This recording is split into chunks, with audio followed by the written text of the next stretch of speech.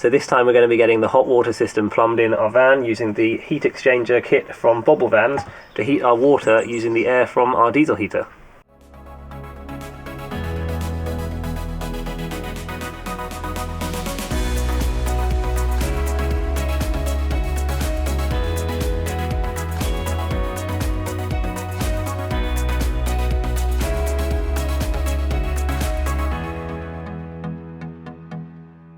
So this is our main water tank for everything in the van. This is an 85 litre one which we put in last time, and we've got all of the plumbing for that going down the side of the van and teeing off for our shower and for the sink in the kitchen, and then also to fill this tank. So this is a separate 18 litre tank we've got just for our shower, so that is our hot water tank basically. And yeah, because there's quite a few different pieces involved in our hot water system, Abby has drawn another one of her brilliant diagrams. A bit more complicated this time. It looks a little bit more complicated, but that is mostly because there's a few more components in here, but actually a lot of this we've already done up here. So this cold water section is what we did last time.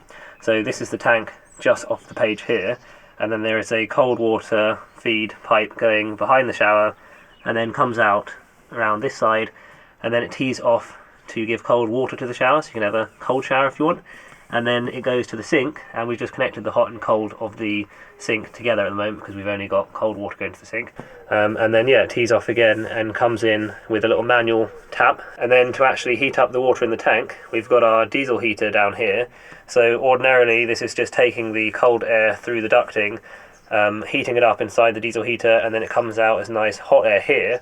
And what we're going to be doing this time is adding the Bobil Vans heat exchanger inline on a new branch of the ducting that we're going to add here. And then the way it works is, as the hot air is blowing through it, there is some pipes on here that circulate water, and it essentially transfers the heat energy from the hot air to the water.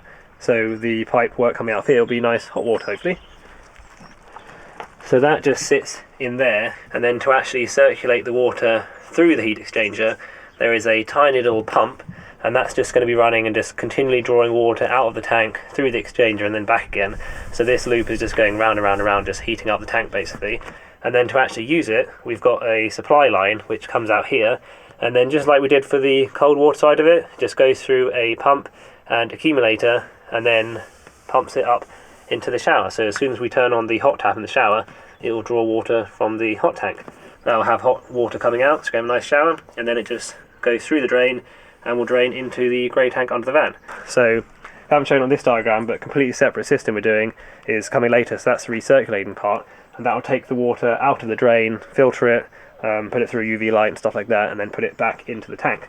So that is just shown on this one here, so that's where eventually when we've done that, that'll come in. And then we've got a controller down here, so that allows us to set the temperature we want for the water, and that works with a few temperature sensors. So there's a couple of thermocouples here. This one here monitors the temperature inside the water tank, and this one monitors the temperature going through the air ducting. And then we've also got a couple of diverters here on the ducting.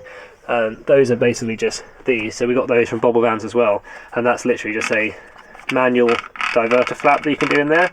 And the reason for that is so that we can choose how much of the hot air is going to heat the van versus how much is going through the heat exchanger. And then the output of the ducting here will vent into the shower, so the shower will also act as a drying room. Should be pretty nice, so we can dry all of the clothes in there, and also it should dry out the shower after we've used it, which is pretty cool. And the only other thing really in this diagram is we've also gone for the upgrade kit you can get from Bobil Vans. So this part is completely optional, but we've also got a separate 300 watt DC heating element, and we're going to put that into the tank as well. And the point of that one is that if we're parked up somewhere which is ridiculously sunny, so not like today, then any excess solar energy that would have been wasted because our batteries maybe already charged, we can use that to heat up the water, and then for that we don't have to use any diesel and don't have to have the heater running.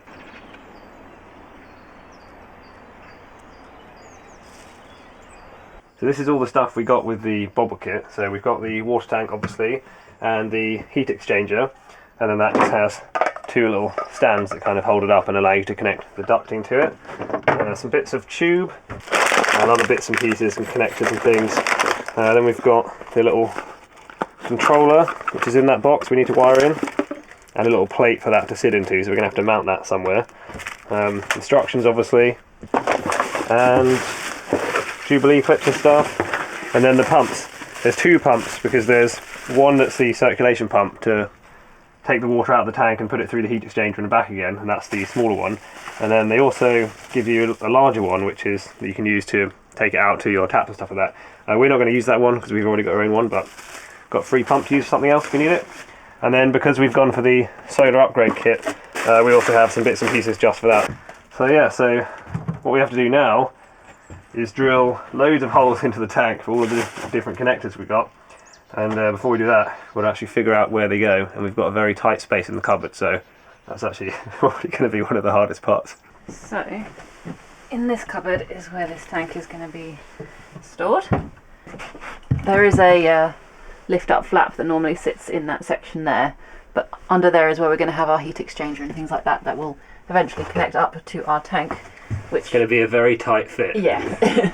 So the tank slides in here, and it will be raised up so that we can still access that hatch under there, so it will be on some battens or something like that.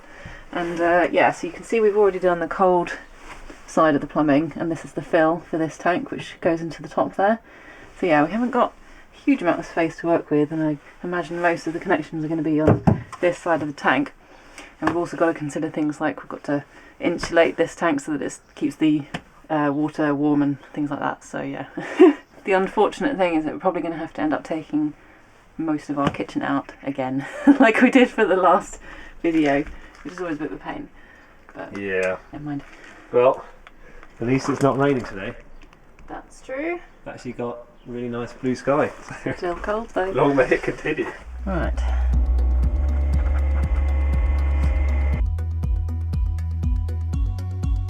Okay, so we've worked everything out, and in total we need to drill 9 holes. So including this one, which we've already done for the cold water, that'll be 10 holes coming in and out of this tank. It seems a bit ridiculous. A little bit. So let's make sure we put these connectors on properly so we don't get any leaks.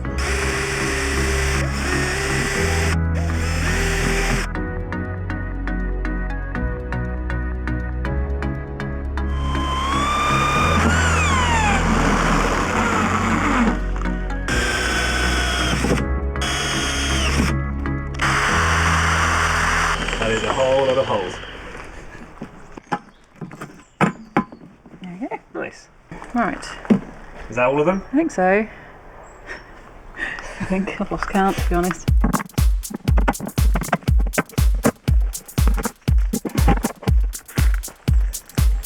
Looks pretty funky. It looks ridiculous. Okay, so this one is our overflow. This one is the return from our recirculating shower pipe. This one is our cold water fill. This one here is our thermocouple, so it senses the temperature inside the tank. This one is the level sensor for our heating element. And over here we have the water going out to the heat exchanger and coming back from the heat exchanger. This supplies our shower, and this one's the drain. Pretty simple, right?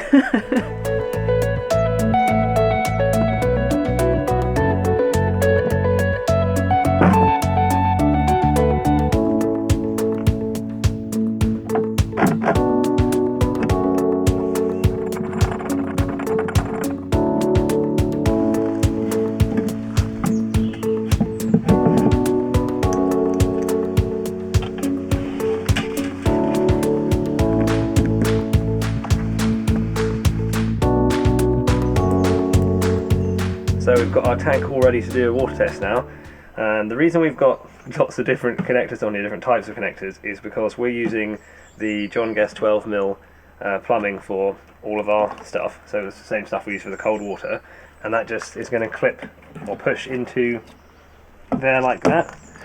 But the Bobil kit comes with the brass bulkhead fittings for the recirculation loop for the little mini pump. And then what we've decided to do is for the other two ones that come with the Bobil kit, we've got these little adapters to screw in and give us the John Guest side of it, like that. So by doing this, we can always just swap it out in the future, and that's just a standard threaded fitting in there then, which is pretty cool. And for these ones that don't have washers, we just put a bit of sealant on there and left that to cure overnight. So hopefully now it is all watertight, we can test it out. So we've just added a bit of PTFE tape on these connectors. Let's tighten that one up.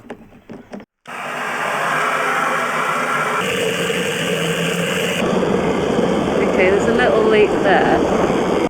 It's one little drop coming out Yeah. of this gold one. The other ones seem okay. Yeah.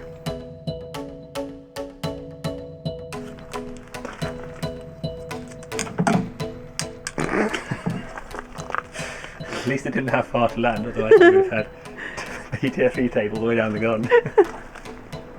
Oh no.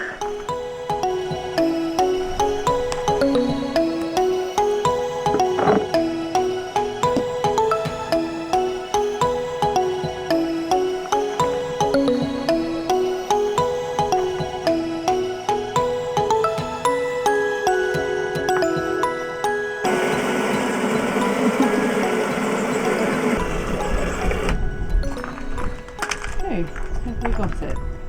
Looks pretty good. Yeah. I can't see any leaks coming out. No. We've added a bit of PTFE tape on the bulkhead connectors that are going through the tank, and we've also, just for belt braces, we put a little bit of sealant around the connector on the outside as well. We really don't want it to leak, do we? Yeah, and on the nuts on the inside we put a little bit just to stop the nut working loose, because we're going to be obviously driving down the road. There's going to be a lot of vibration and things. We did think about doing the bulkhead connectors the other way, which would make it easier to obviously tighten the nuts, but our space is really limited in the cupboard, so we've done it this way. And actually, because the tank's quite small, it's not too bad to get in there anyway.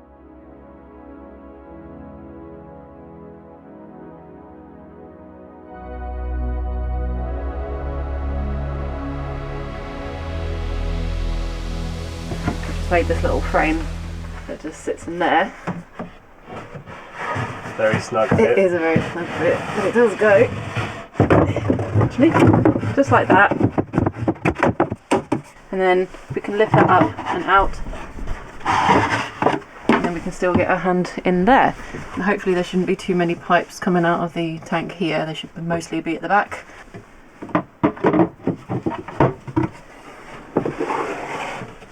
Something like that, which is quite a neat solution, I think. Yeah.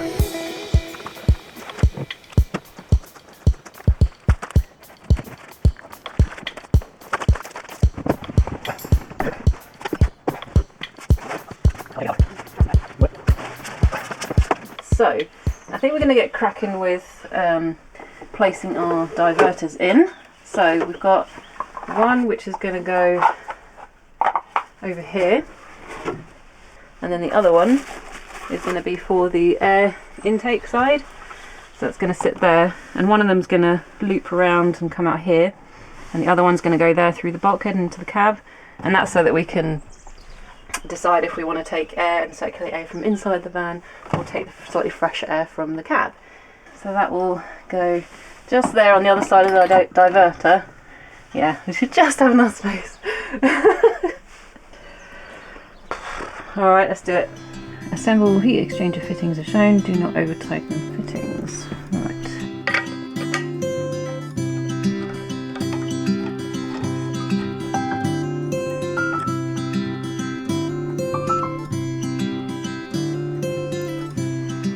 Drill a 4mm hole in one of the ducting adapters.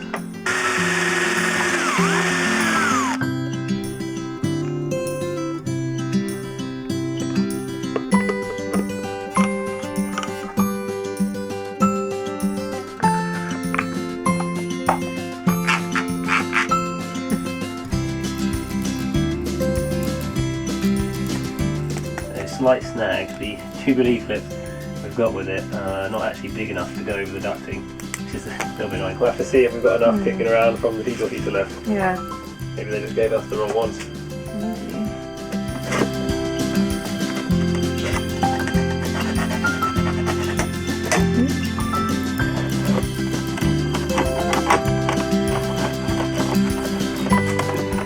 Something like that. it'll work. I just can't do it on my own. Have to shimmy it around and make it all fit. There we go.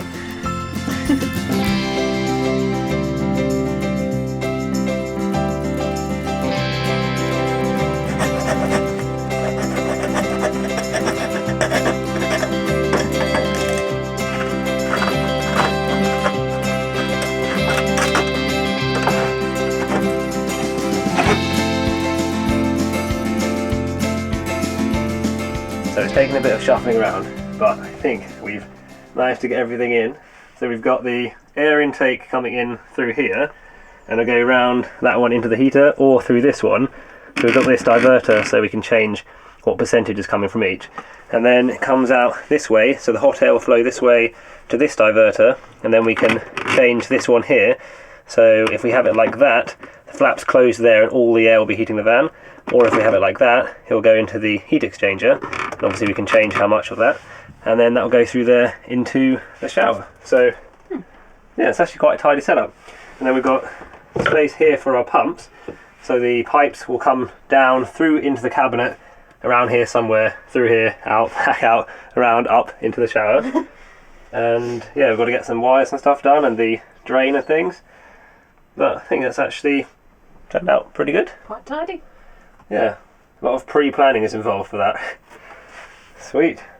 Then we're going to need to raise up the heat exchanger a little bit so that the drain that's underneath can actually drain out, because there's a little bit of space you need to get that in. We need to mount this tap somewhere for it as well, and then we also need to drill one more hole through the floor for the drain. So yeah, I guess now we have to drill another hole through the van, and then a big hole through the shower. So we're going to use the really useful trick again of some magnets under the van to figure out where to drill the holes. So I'll go underneath. So we've got a space just to the right of that, or this little recess here. Out there. So can you find that one? Yep. Okay, and I'll come up and have a look. I think that's pretty much the only two spots it could go.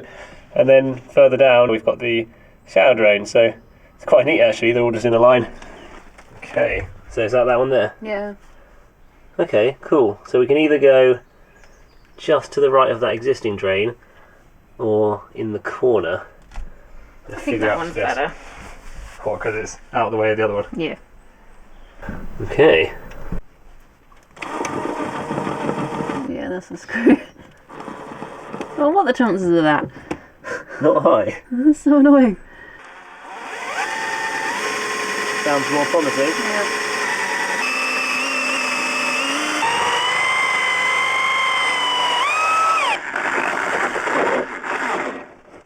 Guess we should get used to seeing holes in the floor now. Yeah.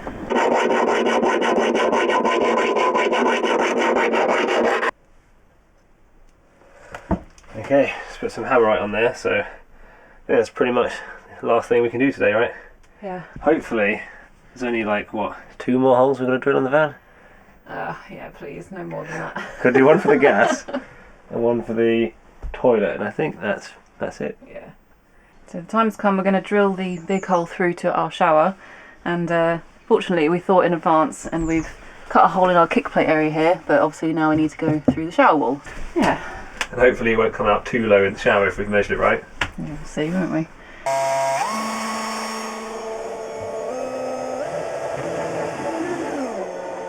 Go through it? Yeah. Okay. Alright, where does that come out then? That's not too bad. So it'll be like that, I guess. Yeah, I think that'll work pretty good. That's not too bad.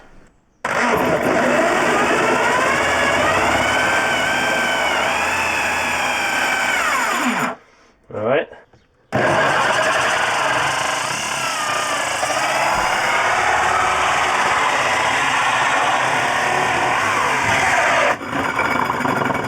Very nice.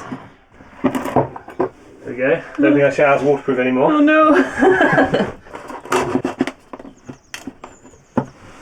We were a little bit concerned about water getting back into the ducting and then finding its way back in the diesel heater, but I think we're actually alright because we've gone with a cover here that's got a kind of hood on it, and it rotates. So what we can do is we'll obviously have it kind of pointing downwards when we're actually using the shower. We can point it up if we want to use it as just as the drying room afterwards. And actually there's quite a big step up there, so the water would really have to pull quite a lot. And if it just splashes in there, then this whole tube here is corrugated. So if a few splashes of water got in, then it would have to make its way up these corrugations, so it would slow it down quite a lot. And obviously there's going to be really a lot of air blowing through as well, and quite hot air. And then even if it makes its way into the heat exchanger, there's a huge drop here, and this is all just plastic, so it basically just kind of stay in here until it dries out. So I think we're actually alright. There shouldn't be any back spill going into the diesel heater, because that would obviously not be great.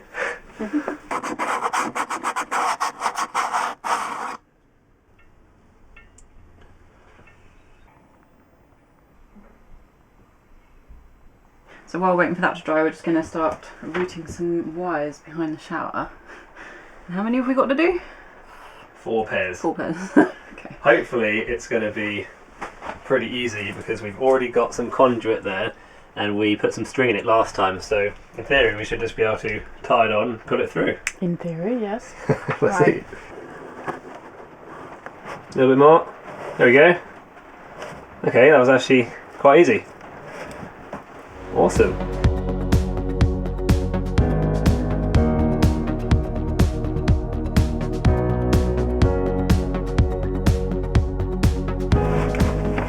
Alright. There we go. It's like spaghetti junction over here. Oh, thanks. That conduit actually worked really well, didn't it? Yeah, I'm glad. Every other time we've used a conduit, it's been a nightmare. Usually because it's doing this through the wall, but this one's fine.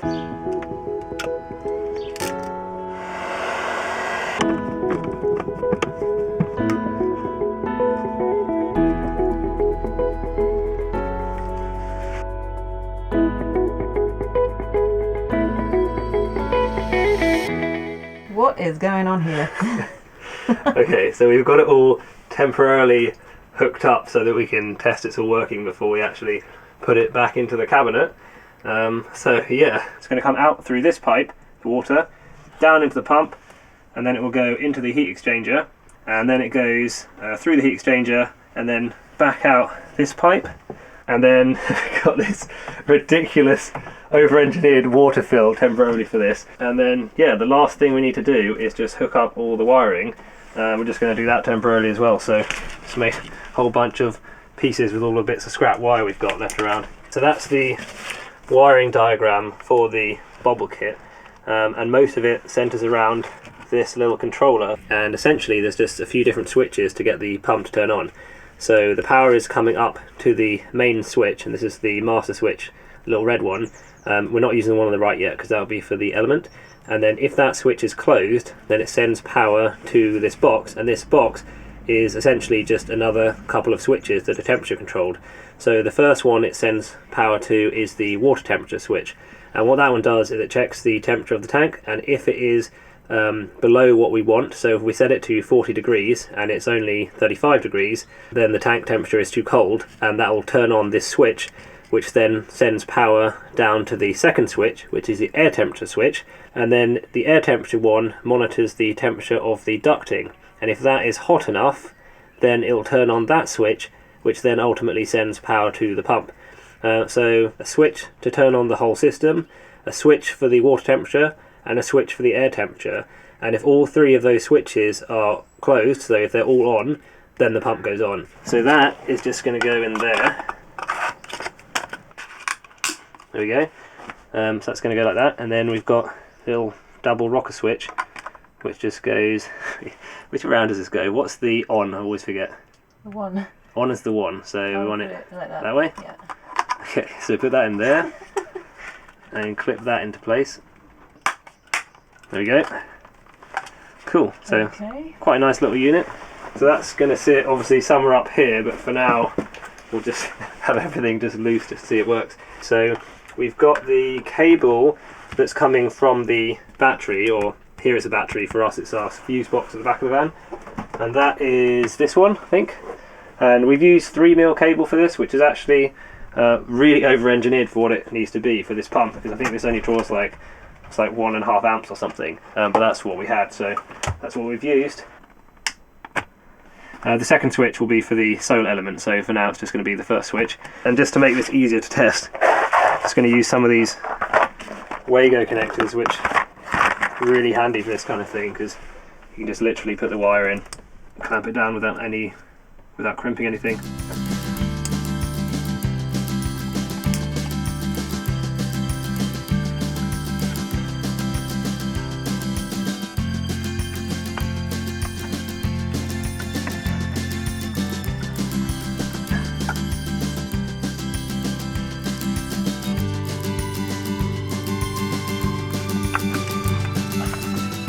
Okay, so that should all be wired up now.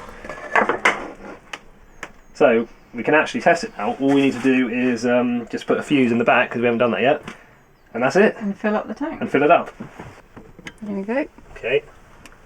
Now you just need to turn it on. Yikes. So first step is to actually fill the tank.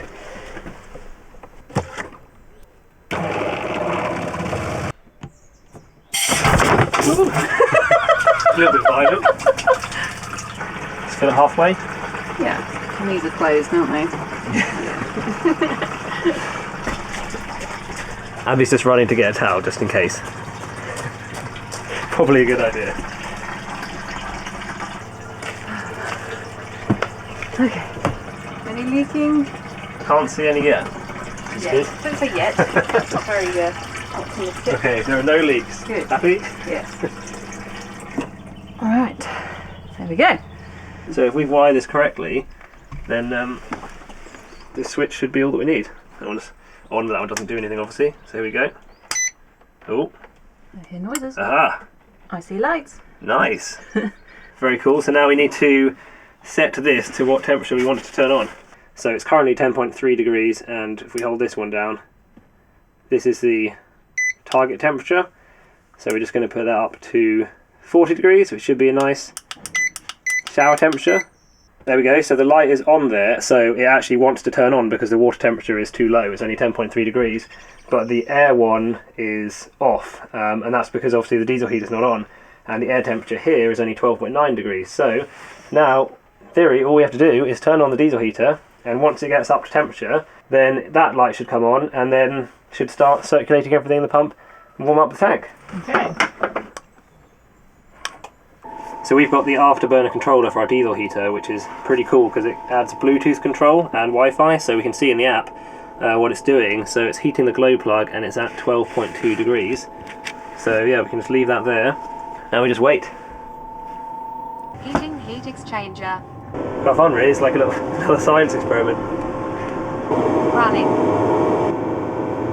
Okay, so that's the diesel heater at max power now. So you can see the air temperature now is climbing really rapidly. So we're at 36 degrees, so close to the activation point now.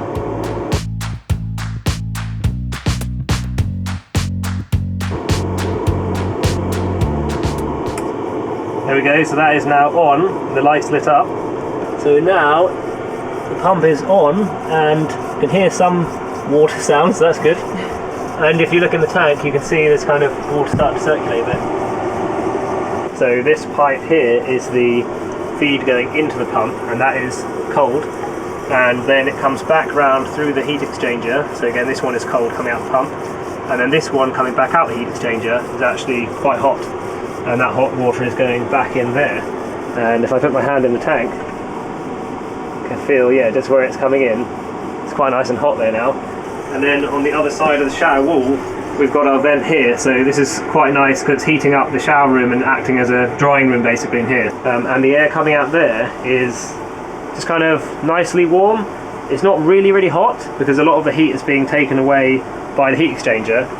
Whereas if I open this diverter here, and here it changed to this path now, and that by comparison is actually quite hot. Like I wouldn't want to hold my hand there for a long time. So just do a bit more playing around with it, I guess. It's pretty awesome seeing it all hooked up and working fine, isn't it? We've almost got working hot water.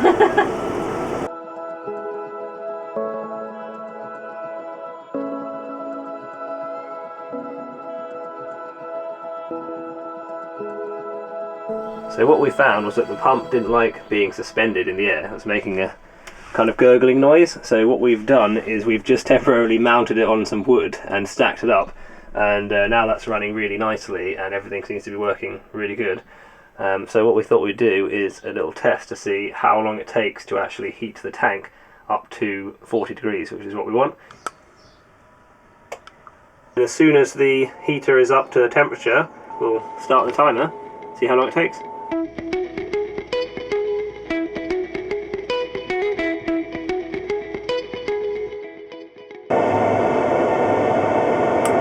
Okay, so it's just gone past 40 degrees, so now we can start the timer, and the bubble kit has turned on, and you can see the water is already climbing up pretty quickly actually.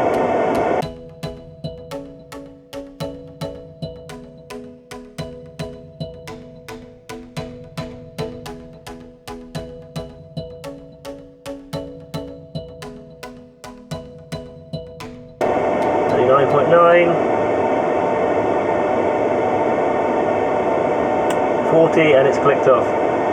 So there we go, 15 minutes 50. That's not too bad, is it? It's pretty good. So yeah, that's a really nice temperature in there. So why don't we see if we can get it up to 70 degrees? See how hot we can get it. Why not?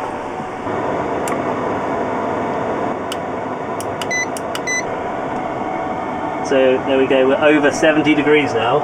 So see how hot it is.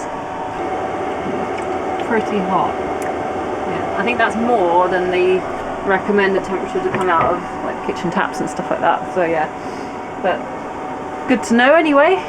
Yeah, it's obviously not the fairest test as well because we had everything basically out in the open, and it doesn't help with the door being wide open.